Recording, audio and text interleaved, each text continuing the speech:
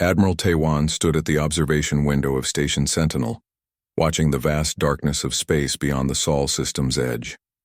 He had commanded this remote outpost for 3 years, and in all that time nothing unusual had ever happened. His crew of 200 men and women maintained the sensor arrays, ran daily drills, and waited for threats that never came. That morning changed everything. The sensor officer called out from her station, her voice tight with concern. Unknown signals had appeared at the system boundary, dozens of them, then hundreds. Taiwan moved quickly to the main display and felt his stomach drop. The computer was detecting massive objects entering the Sol system, each one larger than any ship humanity had ever built. He opened a channel to Earth Fleet Command immediately. His hands were steady despite the fear growing in his chest.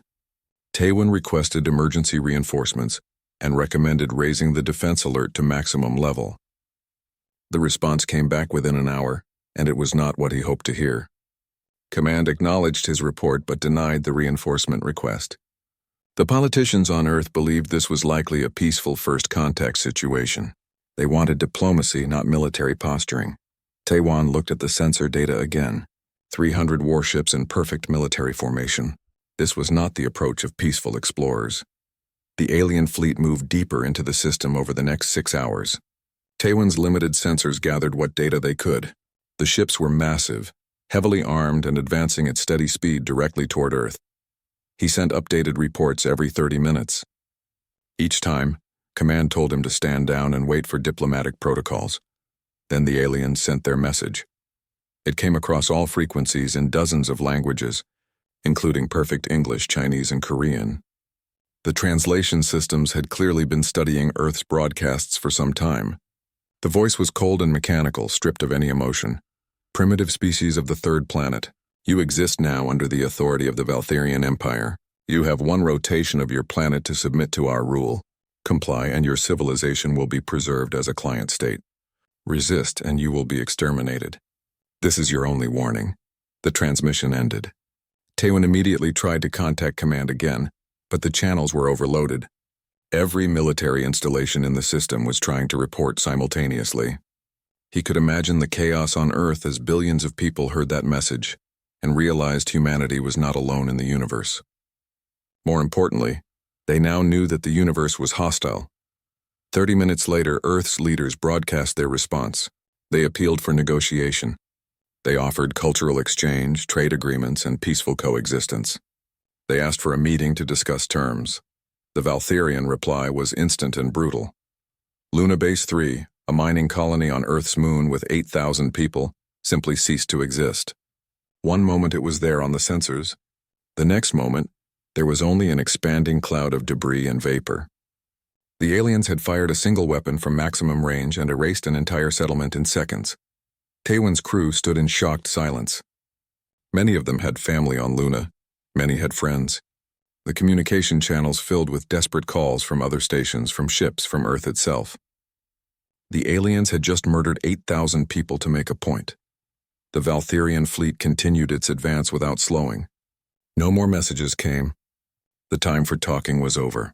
Taiwan began giving orders. His small force of 6 patrol ships and the station itself were no match for the approaching armada, but he would not sit idle while Earth burned. He ordered his crews to battle stations and began plotting firing solutions. If he was going to die out here, he would at least send tactical data to the main fleet. Maybe someone smarter than him could find a weakness in the alien formation.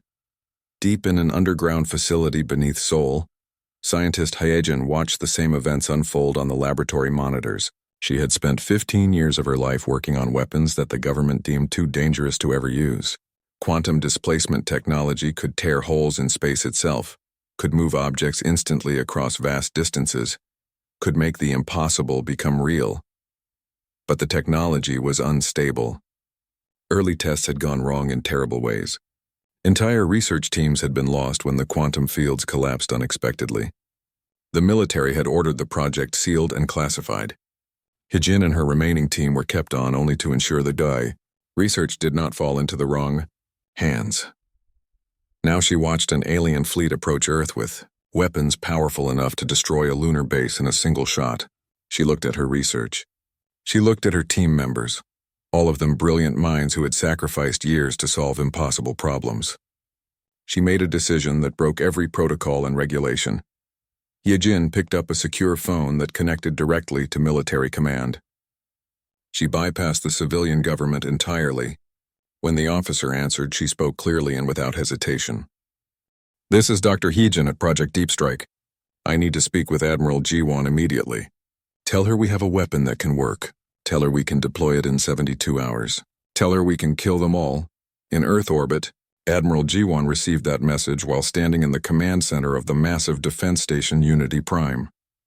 She commanded the largest military force humanity had ever assembled, but it was still pathetically small compared to what was coming.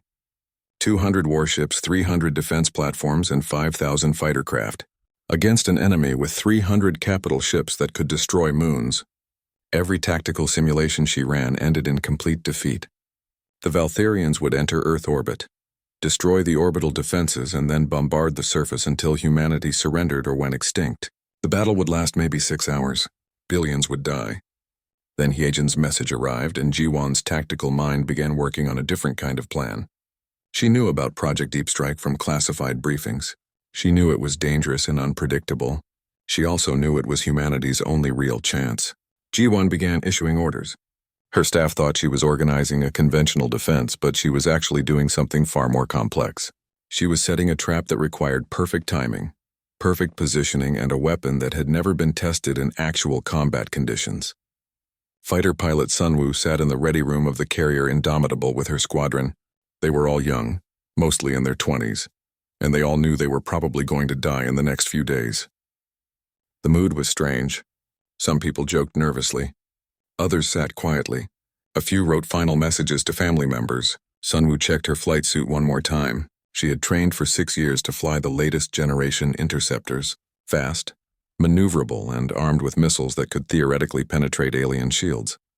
Theoretically. Nobody actually knew if human weapons would even scratch enemy armor. She looked around at her fellow pilots. Good people. Brave people. People who would fly into impossible odds because it was their duty, and because Earth needed them. Sunwoo felt a strange calm settle over her.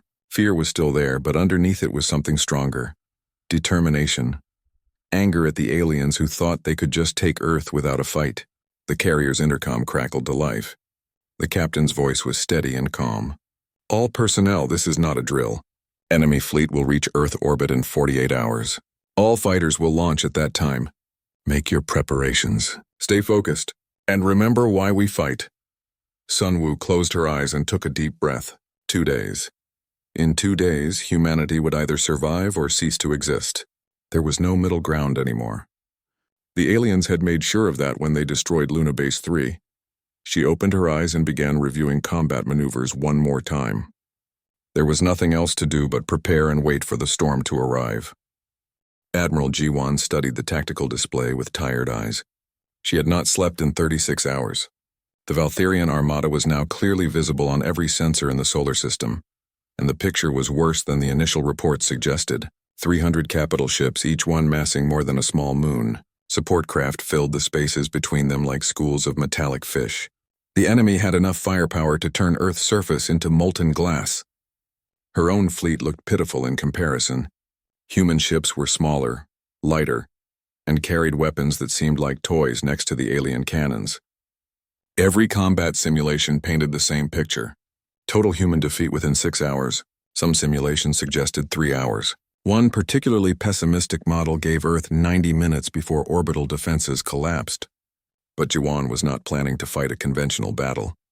She had spent her entire career studying military history, particularly the battles where weaker forces defeated stronger ones. Thermopylae, Agincourt, the Winter War. Again and again throughout human history, smaller armies had found ways to win through superior tactics, knowledge of terrain, and willingness to sacrifice. She began issuing orders that made her staff question her sanity. The Earth Defense Fleet would withdraw from the outer system. All patrol ships, all forward stations, everything would pull back toward Earth's orbit. It looked like a panicked retreat. It looked like humanity was abandoning the outer planets and moons to save the homeworld. That was exactly what she wanted the enemy to think. Station Sentinel received the withdrawal order along with everyone else. Admiral Taewon read it twice, then looked at his tactical officer with confusion. They were being ordered to power down most systems, transmit fake distress signals, and then go completely silent. It made no sense from a defensive standpoint, unless Admiral G1 was not planning defense at all. Unless she was planning something else entirely. Taewon trusted G1. They had attended the Naval Academy together 20 years ago. He knew how her mind worked. She was setting up an ambush, which meant his role was to appear defeated, while actually preparing for a surprise attack. He began giving his crew new orders, speaking carefully so they understood this was theater for enemy sensors. The Veltharian commander, prime tactician Velmar, watched the human response from his flagship's command throne. The primitive species was doing exactly what his strategic models predicted. They were panicking, pulling their forces back, abandoning defensive positions. Perfect. His fleet had not even fired a second shot and the prey was already running. Velmar had conquered 12 species before this. The pattern was always the same. Show overwhelming force. Demonstrate willingness to kill. Watch the enemy collapse into chaos and fear. Humans were proving no different than any other primitive culture. He ordered his fleet to increase speed and spread into a wide attack formation. 300 ships would approach Earth from multiple vectors simultaneously. When they reached optimal bombardment range, they would unleash a coordinated strike that would destroy every major human city in the opening salvo. After that, surrender was inevitable. What Velmar did not know was that the space his fleet was moving through had been carefully prepared over the past 48 hours. Millions of tiny objects floated in the vacuum, each one smaller than a human fist. They looked like ordinary debris and space junk on enemy sensors. They registered as background noise, the natural mess that accumulated around inhabited star systems. Each object contained a quantum entanglement marker built by Heejin's team. They had been launched from hidden platforms throughout the system and positioned with extreme precision. The network now covered millions of cubic kilometers of space, creating an invisible web directly in the path of the approaching Veltharian fleet. Engineer Minho coordinated the satellite network from Unity Prime. He sat at a console surrounded by holographic displays, showing the position of every single marker. His team had worked without sleep to deploy them all. One error in positioning could collapse the entire quantum field. One miscalculation could turn Earth's secret weapon into a useless light show. Minho watched the alien fleet enter the marked zone. His hands moved across the controls, making tiny adjustments to ensure the field remained stable. Beside him, other engineers monitored power levels, quantum coherence readings, and a dozen other technical factors that could mean the difference between victory and extinction. Heejin stood in the weapons control center deep beneath Seoul, watching the same data on her own screens. Her team was ready. The quantum displacement system was charged and locked onto the enemy fleet. The weapon had never been tested at this scale. The largest trial run had involved moving a small asteroid a few thousand kilometers. Now they were about to attempt something exponentially more complex. She felt fear. This could go wrong in 1,000 different ways. The quantum fields could collapse and tear holes in space that swallowed both the alien fleet and Earth.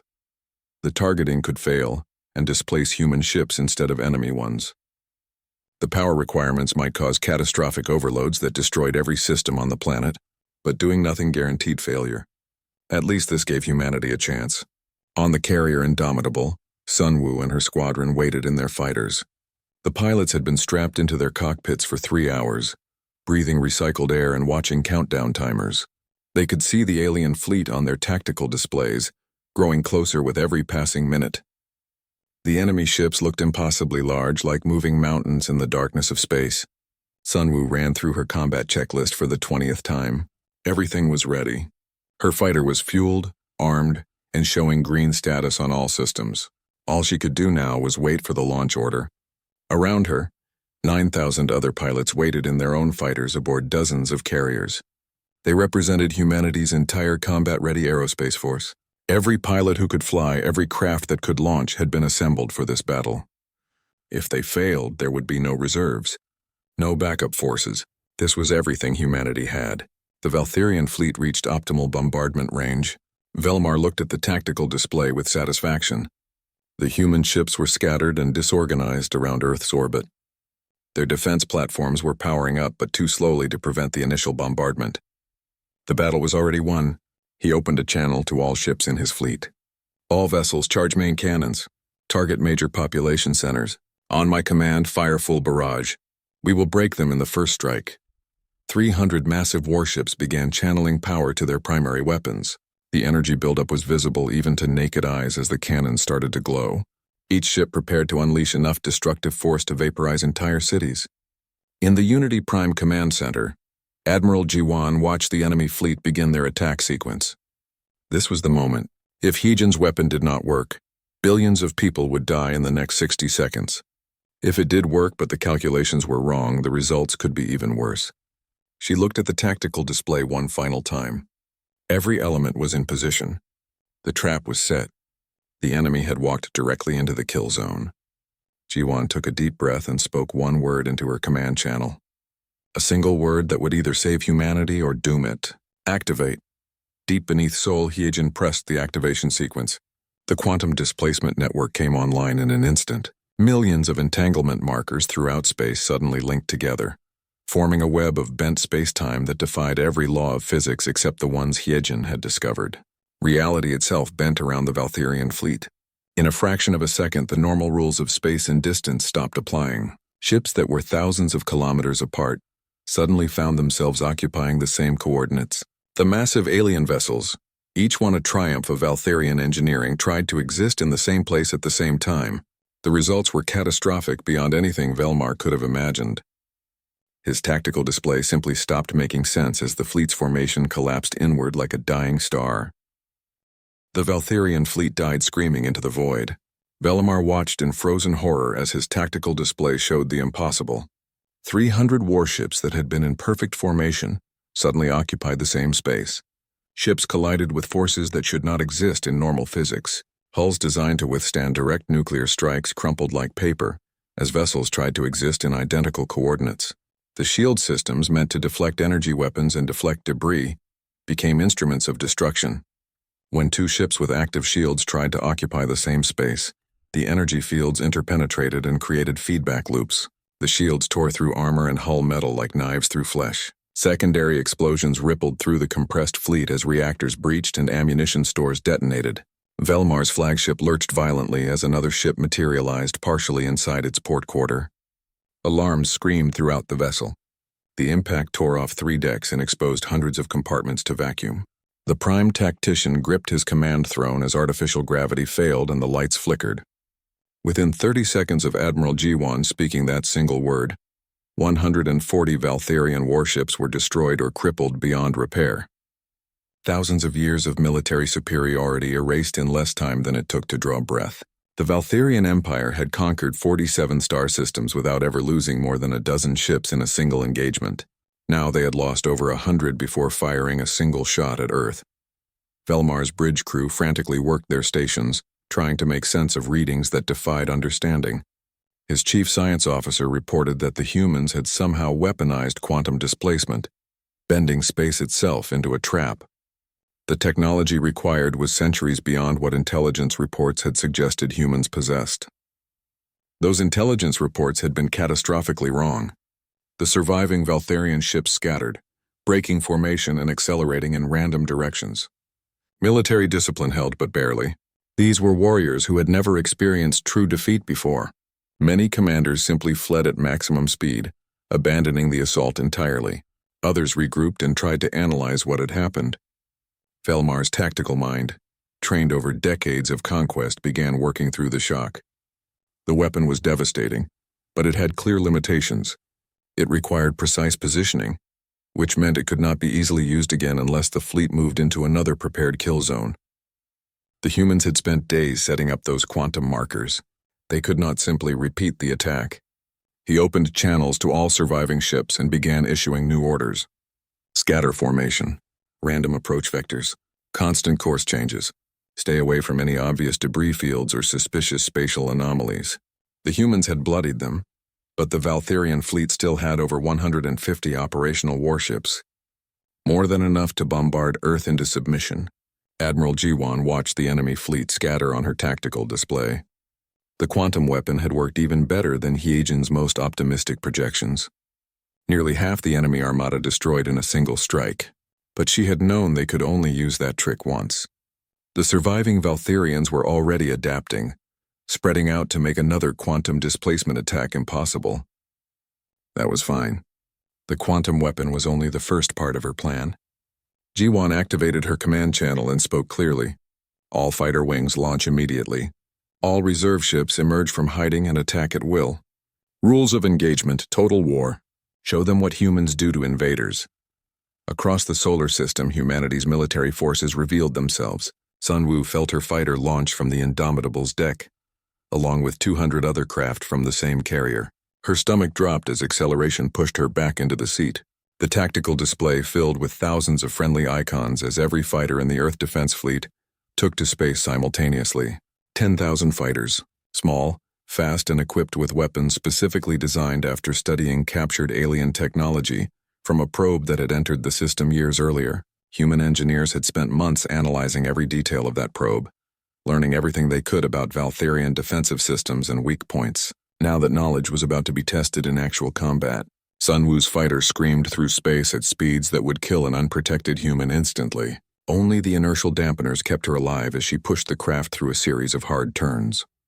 Her squadron formed up around her, 12 ships moving in perfect coordination. The nearest Valtherian warship was the size of a small city. Its point defense systems activated, filling space with energy bolts designed to swat down incoming missiles. Sunwoo jinked left, then right, then dove under the defensive fire. Her fighter's computer painted targeting solutions across her canopy display. She fired her missiles at point-blank range and immediately broke away, pulling enough acceleration to gray out her vision. Behind her, the missiles struck home, penetrating the Valtherian shields and slamming into the ship's hull. The explosions were tiny compared to the massive vessel, but sensors showed critical damage to one of the ship's reactor feeds. Thousands of other pilots executed similar attacks across the scattered enemy fleet. The Valtherians had superior weapons and armor, but human pilots had advantages too. They were faster, more maneuverable, and fighting to protect their homeworld. Desperation made them creative and bold in ways the enemy could not match.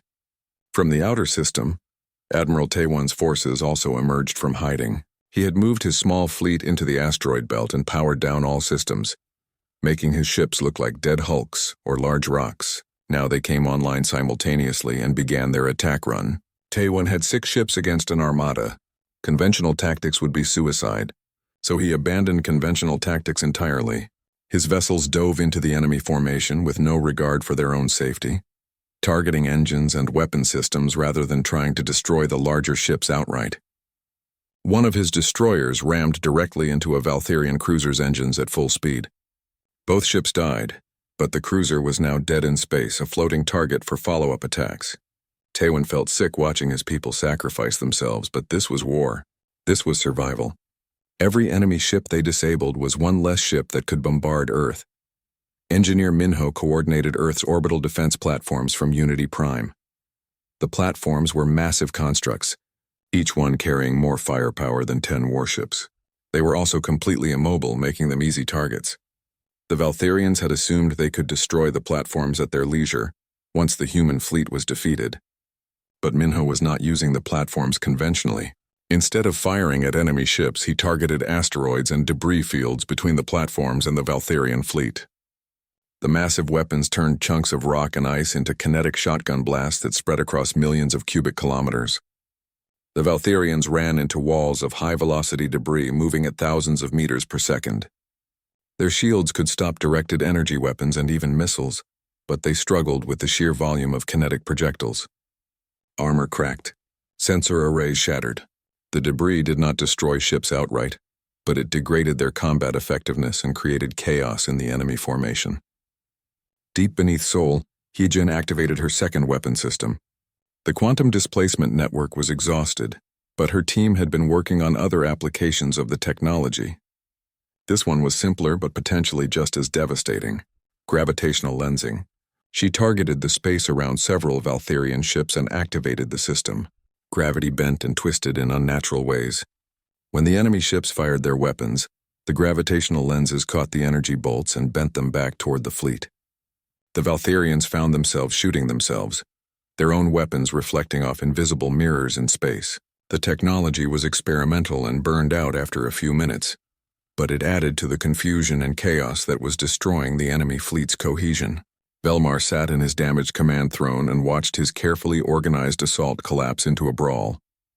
The humans were fighting like nothing he had ever encountered. They sacrificed their ships without hesitation.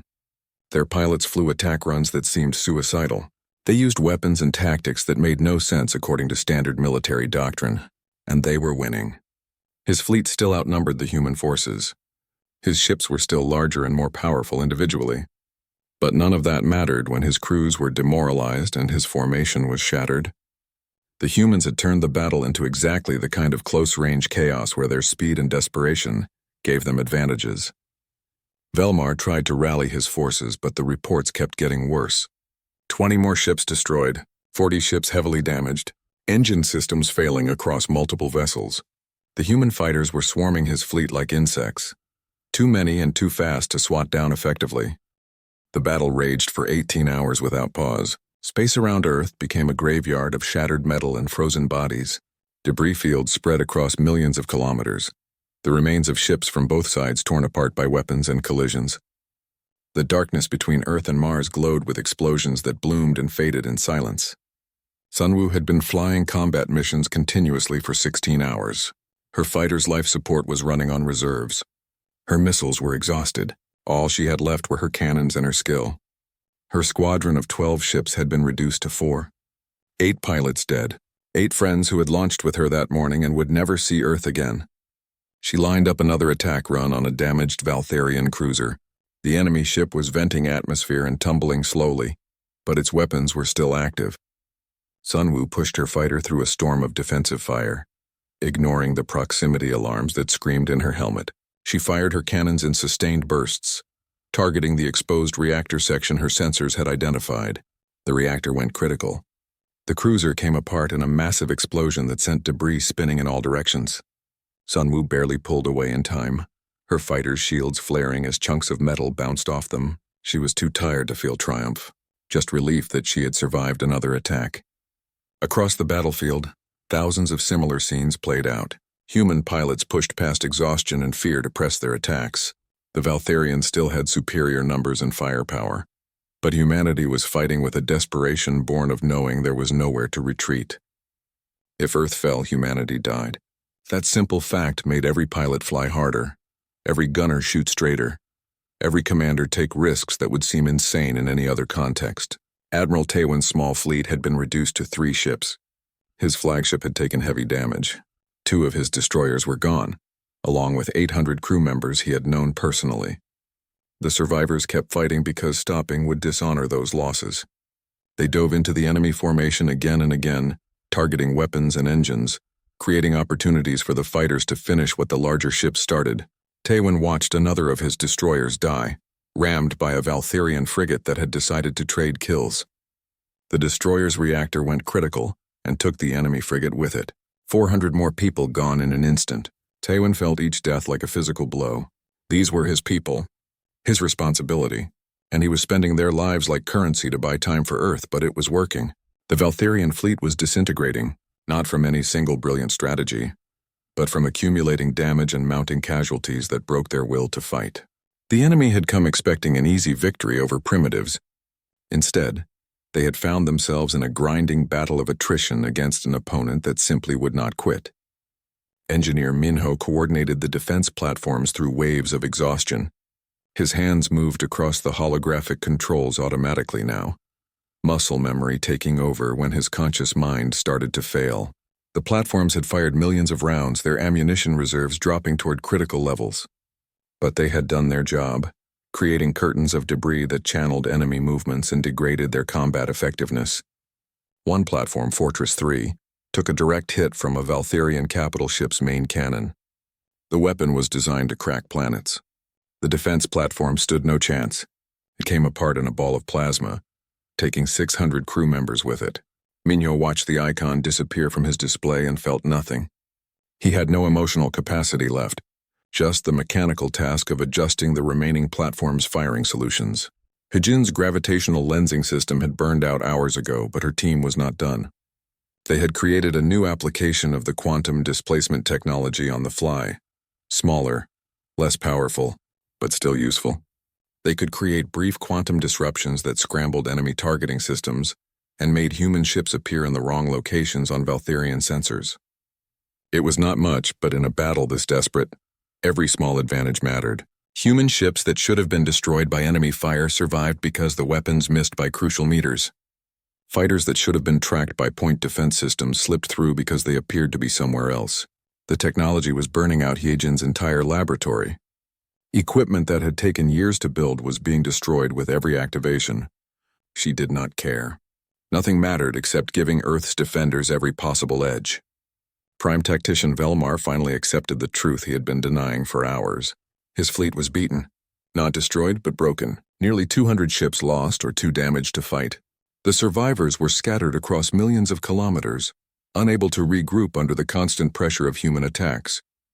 And his crews were exhausted and demoralized in ways he had never seen before. The humans had done the impossible. A primitive species with inferior technology had defeated the Valtherian Empire's largest expeditionary fleet. They had done it through tactics Velmar had never encountered, weapons he did not understand, and a willingness to die that seemed to have no limit. He opened channels to all surviving ships. Time to retreat, time to save what remained of his fleet and report this disaster to the Empire. The humans had won. But retreat was not simple. The enemy had them surrounded and was pressing attacks from all sides. Then Velmar discovered G1 had one final surprise waiting. The quantum displacement satellites that had destroyed half his fleet in the opening moments suddenly activated again, not for an attack this time, for a barrier. The space around his fleet became unstable. His ships could not accelerate to faster than light speeds. The quantum disruptions prevented their jump drives from functioning. They were trapped, surrounded by an enemy that had proven it could kill Valtherian warships despite their technological advantages. Velmar looked at his tactical display and saw the Earth defense fleet closing in from all directions. The human ships were damaged and exhausted, but they were coming for the kill anyway. Admiral G1's voice cut across all communication frequencies. She spoke in accented but clear Valtherian, her words carrying across space to every enemy ship. You came to our home. You murdered our people without provocation. You thought we would be easy prey. Now you know the truth.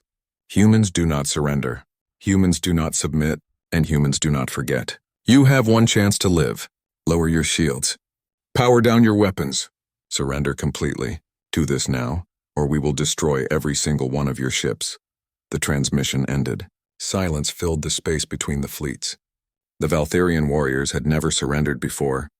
Their entire culture was built on conquest and dominance.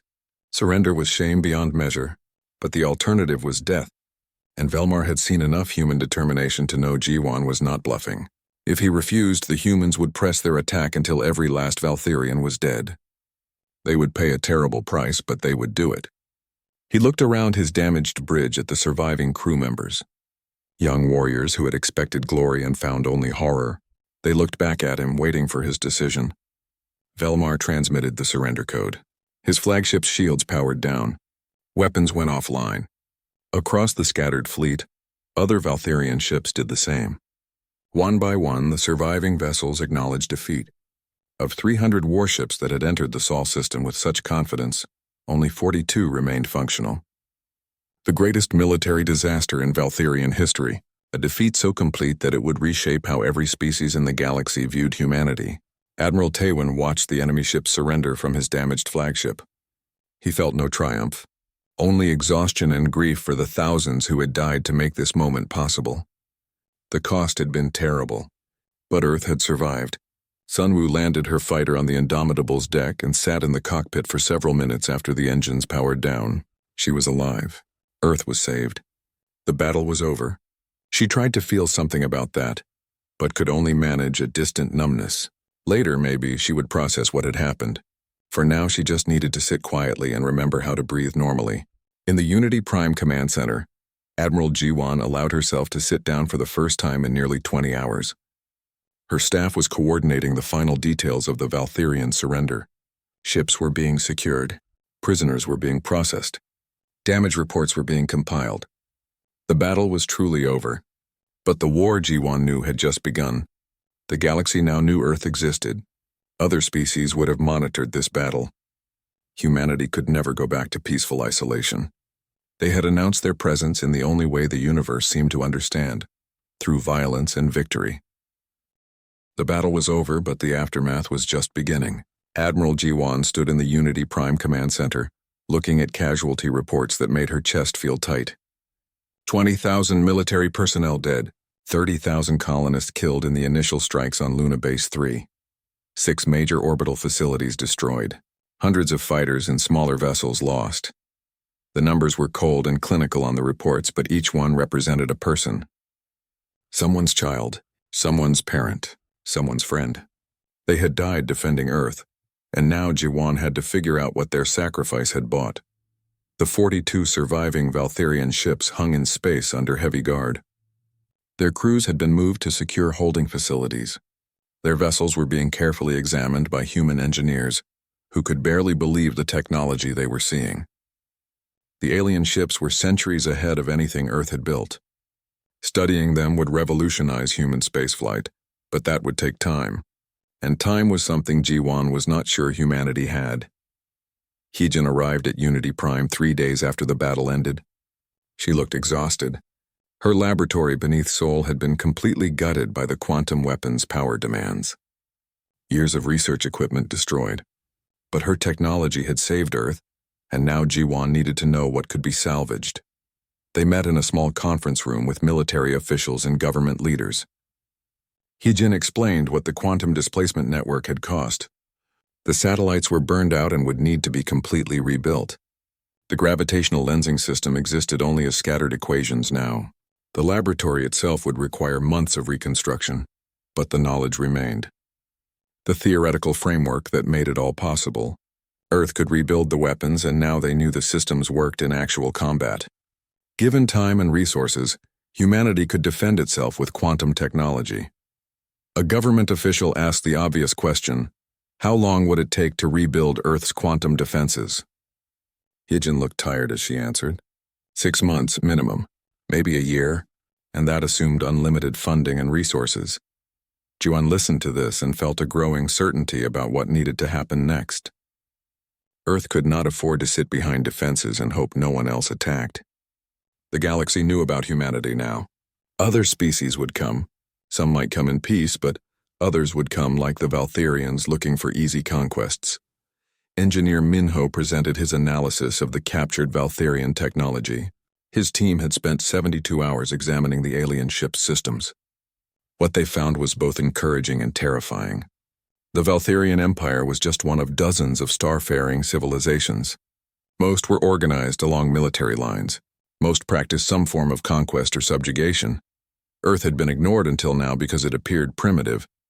But the battle had been monitored by other species using long-range sensors and listening posts throughout the galaxy. Humanity's victory would not remain secret. Every species in this region of space now knew that Earth had defeated a Valtherian fleet. Some would view that as an opportunity. Some would see it as a threat. But none would ignore Earth anymore. Admiral Taewon attended the meeting via video link from his hospital bed. He had been injured when his flagship took heavy damage in the battle's final hours. His body was healing, but his mind was already working on strategic problems. He proposed a radical idea. Earth should not wait for the next invasion. They should take the offensive. The Valtherian ships could be studied and their technology adapted. Humanity could go from a planet-bound species to a starfaring power within a decade. They could establish bases throughout the solar system and beyond. They could build a fleet that would make any potential attacker think twice. The proposal divided the room immediately. Some officials argued for focusing entirely on defense, build stronger shields around Earth, construct more orbital fortresses, make the Sol system impossible to invade. Others agreed with Taewon that the best defense was to ensure no one dared attack Earth in the first place. The debate continued for hours. Ji-won listened to both sides and understood their arguments. Defense was safer, more predictable, but offense was more permanent. A strong defensive position could be overcome by a determined attacker. But a reputation for absolute retaliation, a demonstrated willingness to annihilate anyone who threatened Earth, that was a deterrent that would work across all species. Fighter pilot Sunwoo watched the political debates on news feeds from her hospital bed. She had survived the battle with only minor injuries. But the military required all combat veterans to undergo medical and psychological evaluation. She spent her days talking to counselors and her nights watching the talking heads on screen argue about Earth's future. She knew which choice would be made. She had seen how humans fought when threatened. She had flown alongside pilots who threw themselves at enemy warships without hesitation. Humanity had never been a species that built walls and hid behind them. They had always pushed outward, explored the unknown, confronted threats directly. Earth would build a fleet, not because politicians wanted to, but because that was what humanity did when faced with danger. They attacked it. The decision came after 2 weeks of debate. Earth's government announced a massive military expansion program. The Valtherian ships would be studied intensely. Their technology would be adapted for human use. New shipyards would be constructed throughout the solar system. Within 5 years, Earth would have a proper interstellar fleet. Within 10 years, humanity would have military bases in multiple star systems. The announcement sent shockwaves through human civilization. Some protested the militarization. Others celebrated it. But everyone understood what it meant. Earth was no longer just a single planet trying to survive. Earth was becoming a power that would shape the future of the galaxy. Hyejin returned to Seoul to begin rebuilding her laboratory with government funding that had no limits. She would create new quantum weapons, better and more reliable than the first generation. She would give Earth's defenders tools that would make the Valtherian defeat look gentle. Minho was promoted to head of the new Alien Technology Research Division. His team would reverse engineer everything captured from the Valtherian fleet. Weapons, shields, engines, everything. Human ships would combine the best of both civilizations' technology. Taewon was given command of the new Outer System Defense Network. His role would be to establish military outposts at the edge of the Sol system and beyond. He would be Earth's early warning system and first line of defense against any future threats. Sunwoo and the surviving fighter pilots became instructors for the massive expansion of Earth's aerospace forces. Thousands of new pilots needed training. They needed to learn not just how to fly, but how to fight with the desperate creativity that had won the battle. The veterans would teach them. Admiral Jiwon was promoted to Fleet Admiral and given overall command of Earth's military forces. Her first task was to coordinate the construction of 100 new warships based on hybrid human Valtherian designs. Her second task was to prepare a message for the galaxy. The 42 surviving Valtherian ships were repaired and loaded with supplies. Their crews were returned to them. Velmar was brought before Jiwon for a final meeting. The Valtherian commander had spent weeks in detention, his confidence completely shattered by defeat. Jiwon looked at the alien who had thought Earth would be easy prey and spoke plainly. "You will return to your empire. You will tell them what happened here. You will explain that humanity does not surrender, does not submit, and does not forget. Any species that attacks Earth will face total annihilation of their military forces. This is not a threat. This is a promise." She paused, then continued. "You will also broadcast this message on frequencies that other civilizations monitor. We want everyone to hear it. Earth is no longer undefended. We are no longer prey, and we will respond to any aggression with overwhelming force." Velmar nodded slowly. He understood his role now. He was not a prisoner being released. He was a messenger being sent to warn others. The humans could have killed him and his entire crew. Instead, they were letting them go to spread word of what happened when someone attacked Earth.